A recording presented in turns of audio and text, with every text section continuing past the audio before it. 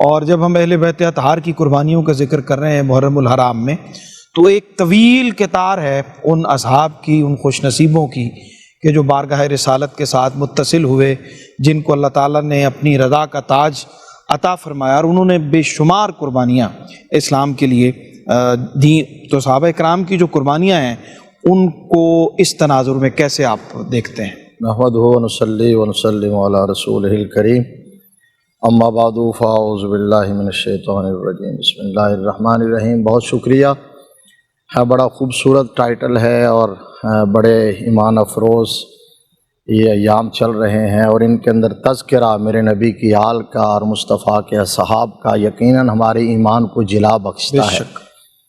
وہ روشن کردار ہیں جو رہتی دنیا تک امت مسلمہ کو رہنمائی فراہم کرتے رہے، انہیں حق کا معیار اور ایمان کا معیار قرار دیا گیا، نبی کے صحابہ کو، نبی کی آل کو۔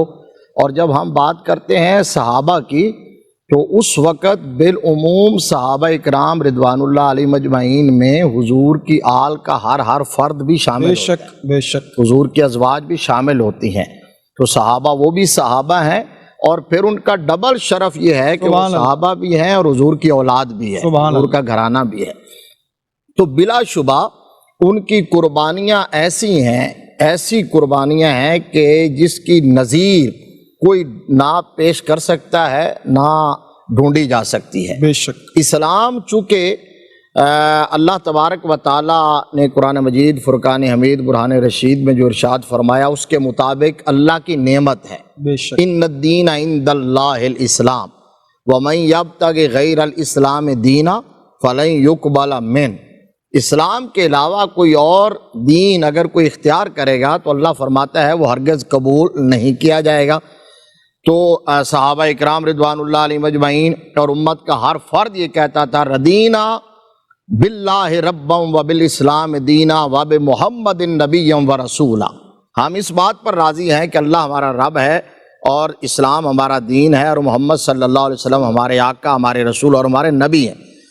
تو یہ وہ اللہ کی عطا ہے، یہ وہ اللہ کا انعام ہے، یہ وہ نجات کا مدار ہے، کامیابی کی ضمانت ہے اسلام، کہ جس کے لیے صحابہ اکرام رضوان اللہ علیہ مجمعین نے اپنا تن من دھن سب کچھ قربان کیا۔ سبحان اللہ، سبحان اس نعمت کو اپنے پاس رکھنے کے لیے، اس کے تحفظ کے لیے اور اس نعمت کی قدردانی کے لیے اس اسلام اور بانی اسلام صلی اللہ علیہ وآلہ وسلم کے اشارہ ابرو پر انہوں نے اپنے بچے تک ذبح کروا دیے، انہوں نے اپنی گردنیں کٹوائی ہیں۔ یعنی قرآن شہادت دیتا ہے فالذین ہاجروا واخرجوا من دیارہم واوذوا فی سبیلی وقاتلوا وقتلوا۔ اللہ فرماتا ہے کہ وہ لوگ جنہوں نے ہجرت کی اور گھروں سے نکالے گئے اور وَأُوذُوا فِي سَبِيلِي، یہ کتنا خوبصورت جملہ ہے۔ میں یہ سمجھتا ہوں کہ دین اسلام کے لیے بڑی سے بڑی قربانی دینے والے کے لیے اس سے بڑا ریوارڈ اور اس سے بڑا انعام کوئی نہیں ہو سکتا۔ اللہ نے فرمایا وَأُوذُوا فِي سَبِيلِي، اللہ اکبر، وہ میرے راستے میں ستائے گئے ہیں، میرے راستے میں، میرے راہ میں انہیں اذیت دی گئی ہے۔ اور فرمایا وَقَاتَلُوا، وہ لڑے بھی ہیں، وَقُتِلُوا، اور پھر انہوں نے جام شہادت بھی نوش کیا ہے۔ آگے اللہ تبارک و تعالیٰ نے پھر انعامات کی ایک فہرست گنوا دی ہے، جس دفتر کو کمپلیٹ کرنے کے لیے شاید بہت ساری نشستیں درکار ہیں۔ مثال کے طور پر ایک مقام پر فرمایا اولئک اعظم درجۃ عند اللہ واولئک هم الفائزون یبشرهم ربهم برحمہ ورضوان وجنات لهم فیہا نعیم مقیم خالدین فیہا ابدا ان اللہ عندہ اجر عظیم۔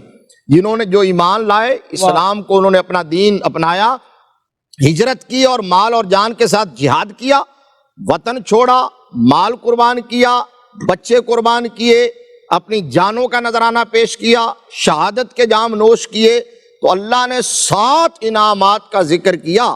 سورہ توبہ کی آیت نمبر 20 میں، 19 اور 20 میں فرمایا کہ اولئک اعظم درجۃ عند اللہ۔ پہلا انعام یہ ہے کہ ان کا درجہ اللہ کی بارگاہ میں بہت بڑا ہے۔ دوسرا یہ اولئک هم الفائزون، وہ کامیاب ہے۔ تیسرا یہ یبشرهم ربهم برحمہ، اللہ انہیں رحمت کی بشارت دیتا ہے۔ چوتھا یہ ورضوان، اللہ اپنی رضا کا اعلان کرتا ہے۔ پانچواں یہ ہے وجنات، اللہ جنت دیتا ہے۔ چھٹا یہ ہے کہ اس کے اندر ان کے لیے نعیم و مقیم، دائمی نعمتیں ہوں گی۔ ساتواں یہ ہے کہ انہیں وہاں سٹے بھی ہمیشہ کا ملے گا۔